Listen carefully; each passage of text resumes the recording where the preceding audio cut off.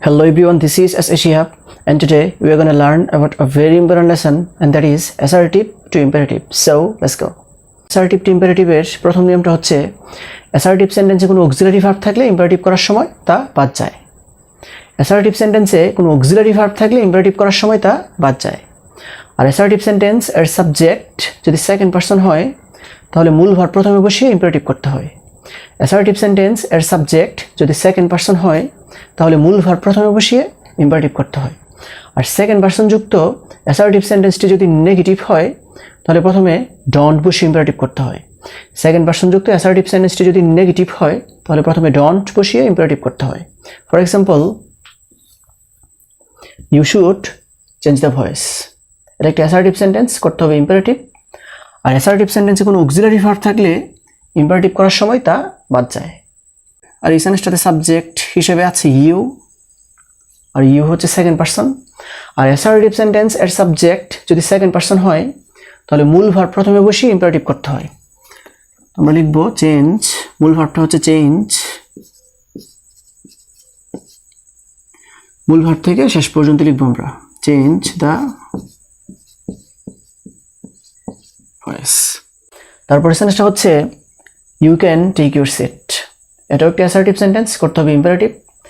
আর assertive সেন্টেন্সে কোনো auxiliary verb থাকলে ইম্পারেটিভ করার সময় তা বাদ যায়। আর এই অ্যাসার্টিভ সেন্টেন্সটাতে সাবজেক্ট হিসেবে আছে ইউ, আর ইউ হচ্ছে সেকেন্ড পারসন। আর অ্যাসার্টিভ সেন্টেন্স এর সাবজেক্ট যদি সেকেন্ড পারসন হয় তাহলে মূল ভার্ব প্রথমে বসিয়ে ইম্পারেটিভ করতে হয়। তো মেইন ভার্বটা হচ্ছে টেক,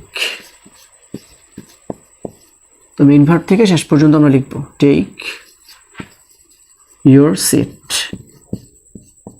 সেন্টেন্সটা হচ্ছে you could eat the mango, এটাও একটা অ্যাসার্টিভ সেন্টেন্স, করতে হবে ইম্পারেটিভ।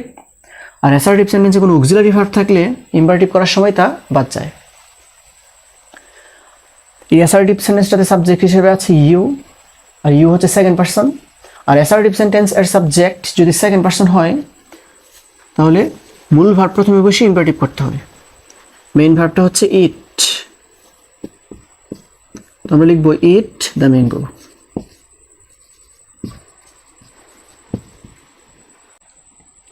তারপরে সেন্টেন্সটা হচ্ছে you should not change the voice, এটাও একটা অ্যাসার্টিভ সেন্টেন্স, করতে হবে ইম্পারেটিভ।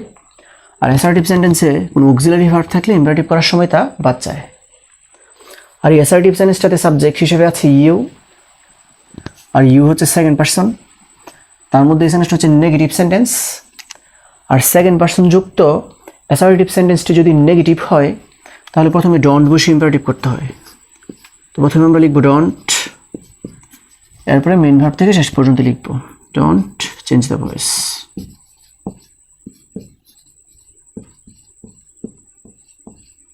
তারপরে সেন্টেন্সটা হচ্ছে you can not take your seat, এটা একটা অ্যাসার্টিভ সেন্টেন্স, করতে হবে ইম্পারেটিভ। আর অ্যাসার্টিভ সেন্টেন্সে কোনো অক্সিলারি ভার্ব থাকলে ইম্পারেটিভ করার সময় তা বাদ যায়। আর এই সেন্টেন্সটাতে সাবজেক্ট হিসেবে আছে ইউ, আর ইউ হচ্ছে সেকেন্ড পারসন। তার মধ্যে এই সেন্টেন্সটা হচ্ছে আবার নেগেটিভ সেন্টেন্স। আর সেকেন্ড পারসন যুক্ত অ্যাসার্টিভ সেন্টেন্সটি যদি নেগেটিভ হয় তাহলে প্রথমে ডন্ট বসিয়ে ইম্পারেটিভ করতে হয়। তো প্রথমে আমরা লিখবো ডন্ট, তারপর মেইন ভার্ব থেকে শেষ পর্যন্ত লিখবো ডন্ট টেক ইউর সিট। তারপরে সেন্টেন্সটা হচ্ছে you could not eat the mango, এটাও একটা অ্যাসার্টিভ সেন্টেন্স, করতে হবে ইম্পারেটিভ। আর অ্যাসার্টিভ সেন্টেন্সে কোনো অক্সিলারি ভার্ব থাকলে ইম্পারেটিভ করার সময় তা বাদ যায়। এই সেন্টেন্সটার সাবজেক্ট হচ্ছে ইউ, আর ইউ হচ্ছে সেকেন্ড পারসন। তার মধ্যে এই সেন্টেন্সটা হচ্ছে নেগেটিভ সেন্টেন্স। আর সেকেন্ড পারসন যুক্ত অ্যাসার্টিভ সেন্টেন্সটি যদি নেগেটিভ হয় তাহলে প্রথমে ডন্ট বসিয়ে ইম্পারেটিভ করতে হয়। প্রথমে আমরা লিখবো ডন্ট, তারপর মেইন ভার্ব থেকে শেষ পর্যন্ত লিখবো ডন্ট